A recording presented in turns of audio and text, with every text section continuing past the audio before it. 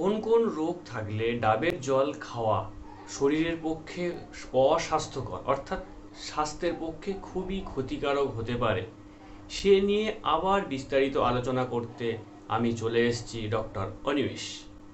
ডাবের জল ভালোবাসে না এমন মানুষ কিন্তু খুবই বিরল। গরমের দিনে পিপাসা মেটাতে নরম পানীয়ের পরিবর্তে ডাবের জল খাওয়ার পরামর্শ দেন বেশিরভাগ চিকিৎসকেরা। শরীরে জলশূন্যতার সমস্যা হলে বা পেটের যে কোনো সমস্যায় ডাবের জল কিন্তু মহা ঔষধের থেকে কোনো অংশেই কম নয়। স্বাদ হোক বা পুষ্টিগুণে এর জুড়ি মেলা কিন্তু ভার। এছাড়া কি না ডাবের জলে ক্যালোরির পরিমাণ খুবই কম থাকে। ক্যালসিয়াম, ম্যাগনেসিয়াম, জিঙ্ক, পটাশিয়াম এই সমস্ত উপাদানগুলি ডাবের জলে অত্যন্ত পর্যাপ্ত পরিমাণে থাকে, তাই আমাদের শরীরের পক্ষে এই ডাবের জল খাওয়া খুবই উপকারী। কিন্তু এখানে কথা হলো একটাই, এই ডাবের জল খাওয়া সবাইয়ের জন্য কি সত্যি উপকারী? না, এই ডাবের জল সবাইয়ের জন্য কিন্তু উপকার নিয়ে আসে না। তাহলে প্রশ্ন হচ্ছে এটাই যে কারা কারা ডাবের জল খেতে পারবেন না, অর্থাৎ কোন ধরনের রোগ থাকলে আপনি ডাবের জল খাওয়া থেকে নিজেকে দূরে রাখবেন, সে নিয়েই আজকের আলোচনা করব। যদি ভিডিওটা ভালো লেগে থাকে এবং ডাবের জল কাদের জন্য খাওয়া উচিত নয় সেটা যদি জানতে চান, তাহলে ভিডিওটা কিন্তু স্কিপ না করে পুরোটা দেখতে হবে। আর ভিডিওটা যদি ভালো লেগে থাকে তাহলে অবশ্যই কমেন্ট করবেন, লাইক করবেন এবং চ্যানেলটি সাবস্ক্রাইব করে রাখবেন, এই রকম ভিডিও যাতে সবার আগে আপনি পেতে পারেন। তবে যে যে রোগ থাকলে আপনি ডাবের জল খেতে পারবেন না সেই সমস্ত রোগগুলো নিয়ে আলোচনা শুরু করব। তবে তার মধ্যে লাস্ট যে দুটো রোগের কথা বলবো সে দুটো খুবই গুরুত্বপূর্ণ হতে চলেছে। যে দুটো রোগ এখন প্রত্যেকটা বাড়িতে বাড়িতে এসে গেছে, প্রত্যেকটা বাড়িতে প্রত্যেকটা ব্যক্তির মধ্যে এসে গেছে, সেই দুটো রোগ নিয়ে কিন্তু ভিডিওর শেষে আলোচনা করেছি। তাই ভিডিওটা শেষ পর্যন্ত দেখবেন, তাহলে আরো বেশি ভালো লাগবে। তো চলুন, প্রথমে যে রোগটি থাকলে ডাবের জল কোনোভাবেই খাওয়া উচিত নয় সেটি হলো কিডনির প্রবলেম, অর্থাৎ কিডনির অসুখ থাকলে কিন্তু ডাবের জল খাওয়া উচিত নয়। এটা না জানলে আজকের বিস্তারিত জেনে নিন। ডাবের জলে কি থাকে? প্রচুর পরিমাণের পটাশিয়াম থাকে। তাই যাদের কিডনির সমস্যা আছে তারা যদি পর্যাপ্ত পরিমাণে ডাবের জল পান করেন তাহলে কি হবে না, শরীরে পটাশিয়ামের পরিমাণটা অনেকটা পরিমাণে বেড়ে যাবে, যার ফলে কি হবে, আপনার শরীরে হাইপার ক্যালেমিয়া নামক এক ধরনের রোগ সৃষ্টি হবে। ফলে আপনার শরীরের যে খনিজ উপাদানগুলি আছে সেই খনিজ উপাদানগুলির যে ভারসাম্য থাকে, যে ব্যালেন্স থাকে, সেই ব্যালেন্সটা কিন্তু বিঘ্নিত হবে। তাই কিডনির সমস্যায় ডাবের জল খাওয়া থেকে দূরে থাকবেন। নেক্সট কিনা অ্যালার্জি থাকলে ডাবের জল খাবেন না। ফুড অ্যালার্জি প্রত্যেকটা মানুষের কম বেশি থেকে থাকে। কোনো মানুষের বা বিভিন্ন ধরনের মানুষের বিভিন্ন রকম খাবারে অ্যালার্জি থাকে।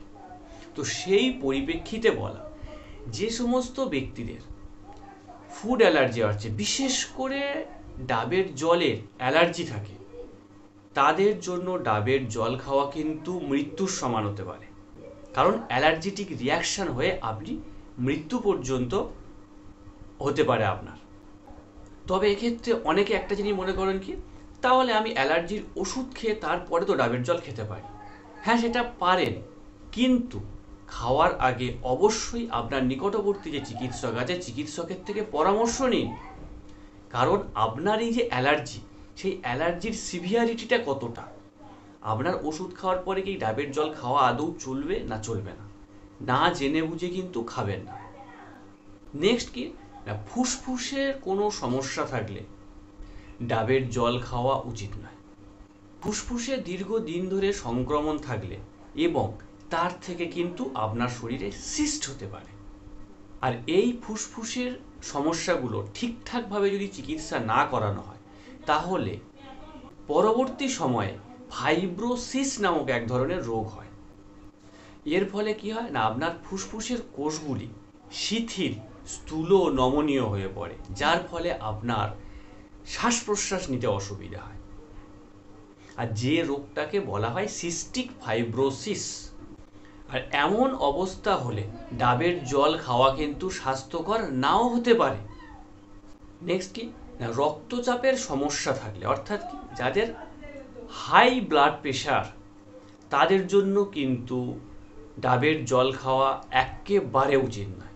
কেন না, ডাবের জলে কি থাকে, প্রচুর পরিমাণে সোডিয়াম পাওয়া যায়।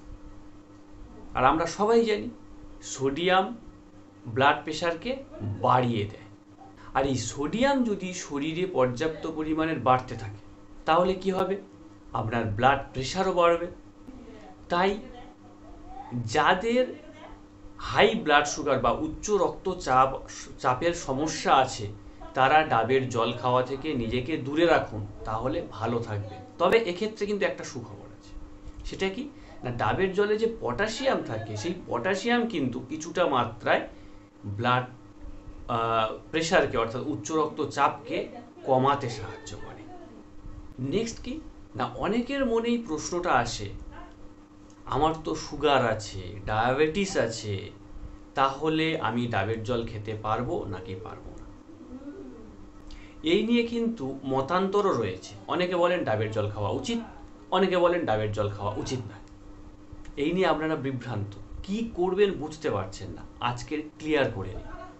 তবে আপনি যদি ডায়াবেটিসে আক্রান্ত হন, তাহলে আপনি চাইলে সপ্তাহে একদিন কিন্তু ডাবের জল খেতে পারেন। সেক্ষেত্রে বিশেষ কিছু সমস্যা হবে না। তবে কিন্তু আপনি যদি প্রায় ডাবের জল খেতে থাকেন, তাহলে কিন্তু চিন্তার কারণ হয়ে দাঁড়ায়। এটি কখনো করতে যাবেন না। তবে সাধারণত দেখা গিয়েছে যে বাজার চলতি বিভিন্ন পানীয় বা প্যাকেটজাত যে খাবার, তার তুলনায় কিন্তু ডাবের জলে শর্করার পরিমাণ অনেক কম থাকে। সেদিক থেকে দেখতে গেলে কিন্তু ডাবের জল ওই সমস্ত খাবারের তুলনায় অনেক বেশি নিরাপদ। তাই বিশেষ ক্ষেত্রে ডায়াবেটিস রোগীরা একটু আধটু ডাবের জল খেতে পারেন, বা যারা নিয়মিত খেতে চান কোনো সমস্যা, অন্য কোনো সমস্যার কারণে, তাদের ক্ষেত্রে একটা জিনিস কিন্তু মাথায় রাখতে হবে যে আপনার ইনসুলিনের পরিমাণটা কতটা, অর্থাৎ আপনি যে ইনসুলিন ইনজেকশন নিচ্ছেন বা ডায়াবেটিসের জন্য যে মেডিসিনগুলো খাচ্ছেন, সেই মেডিসিনগুলো কেমন পাওয়ারের, আপনার সুগারের সিভিয়ারিটি কতটা, তার উপরে নির্ভর করে কিন্তু আপনি ডাবের জল প্রায় খেতে পারেন। তবে সেক্ষেত্রে কি করতে হবে না, আপনার নিকটবর্তী যে চিকিৎসক আছে তার কাছ থেকে কিন্তু আপনার পরামর্শ নিতে হবে। অথবা কি করতে পারেন, আপনি কমেন্ট বক্সে আমার থেকে পরামর্শ নিতে পারেন যদি কোনো সমস্যা থেকে থাকে। তাহলে বুঝতে পারলেন ডায়াবেটিস রোগে আপনি ডাবের জল খাবেন নাকি খাবেন না, সে নিয়ে যে আপনাদের সমস্যা একটা ছিল, সেটা আমি কিছুটা হলেও ক্লিয়ার করে দিতে পেরেছি আশা করছি। তো বন্ধুরা, আজকের মতো ভিডিওটা এই পর্যন্তই। আবার দেখা হবে পরবর্তী কোনো ভিডিও নিয়ে অন্য কোনো দিন। ততদিন সবাই ভালো থাকবেন, সুস্থ থাকবেন।